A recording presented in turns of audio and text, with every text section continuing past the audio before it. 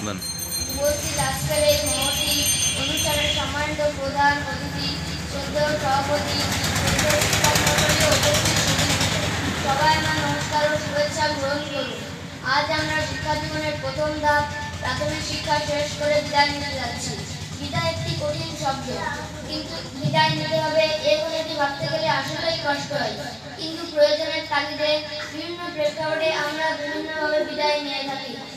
এই প্রাথমিক শিক্ষা স্তরে আমাদের আজীবন জীবনের ভিতর রচিত হয়েছে, যা আমাদের উচ্চশিক্ষা অর্জনের পথকে সুগম করবে। আমরা আমাদের শিক্ষক মন্ডলীর কাছ থেকে অনেক উপদেশমূলক কথা শুনে এসেছি। আমরা যদি এগুলো মেনে চলি, তাহলে আমাদের জীবনে চলার পথ আরো সহজ হবে। আমরা শিশু, ভুল করা আমাদের সহজাত প্রবৃত্তি। তাই আমাদের কাজকর্মে কোনো ভুল হলে স্যারেদের কাছে আমাদের প্রার্থনা আমাদের ক্ষমাসুলভ দৃষ্টিতে দেখবে। আমরা যেন বড় হয়ে মানুষের মতো মানুষ হতে পারি, দেশ ও দেশের কল্যাণে নিজেদের নিয়োজিত করতে পারি। আমাদের জন্য দোয়া করবে। আজ আর নয়, সকলের সুস্থ ও দীর্ঘায়ু কামনা করে আজকের মতো এখানেই শেষ করছি। ধন্যবাদ সবাইকে।